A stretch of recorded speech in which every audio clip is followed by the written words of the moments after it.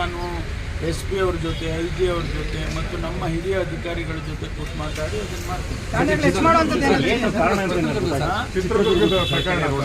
ಗೊತ್ತಿಲ್ಲ ಇನ್ನೂ ಅವರಿಗೆ ಈಗಾಗಲೇ ಅವ್ರಿಗೆ ಮಾಹಿತಿ ತೊಗೊಂಡಿದ್ದಾರೆ, ಅದಕ್ಕೆ ಇನ್ವೆಸ್ಟಿಗೇಷನ್ ಸ್ಟಾರ್ಟ್ ಮಾಡಿದ್ದಾರೆ. ಅದರಲ್ಲಿ ಏನು ಬರುತ್ತೆ ಅದನ್ನು ನೋಡಿಕೊಂಡು ಆಮೇಲೆ ತೀರ್ಮಾನ. ಸದ್ಯದ ಮಾಹಿತಿ ಅದೇ, ಈ ರೀತಿ 5 ಜನದ್ದು ಸ್ಕೆಲೆಟನ್ ಸಿಕ್ಕಿದೆ.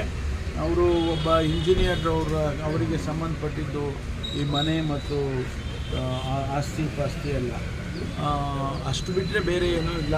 ಈಗ ಅವರು ಸ್ಯಾಂಪಲ್ ಎಲ್ಲ ಇದ್ರದ್ದು ಅಸ್ಥಿ ಪಂಜರದ ಸ್ಯಾಂಪಲ್ ಎಲ್ಲ ಕಲೆಕ್ಟ್ ಮಾಡ್ಕೊಳ್ತಾರೆ, FSL ಕೊಡ್ತಾರೆ.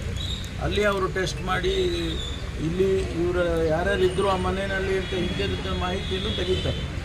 ಅವ್ರದ್ದೇ ಆಗಿರ್ಬೋದಾ ಅಥವಾ ಏನು ಯಾಕಾಗಿದೆ ಅನ್ನೋದನ್ನೆಲ್ಲ ಈಗ ಯಾರೋ ಹೇಳ್ತಾ ಇದ್ರಿ ಆಗಲೇ ಕೋವಿಡ್ ಅಂತ, ಗೊತ್ತಿಲ್ವಲ್ಲ ಯಾರಿಗೂ ಇನ್ನೂ ಏನು ಏನಕ್ಕೋಸ್ಕರ ಅವ್ರು ಸತ್ತಿದ್ದಾರೆ, ಕೋವಿಡಿಂದ ಸತ್ತಿದ್ದಾರಾ ಅಥವಾ ಬೇರೆ ಕಾರಣದಿಂದ ಸತ್ತಿದ್ದಾರಾ, ಇಲ್ಲ ಸೂಸೈಡ್ ಮಾಡ್ಕೊಂಡಿದ್ದಾರಾ, ಅದೆಲ್ಲ ಇನ್ವೆಸ್ಟಿಗೇಷನ್ ಆಗೋವರೆಗೂ ನಾವು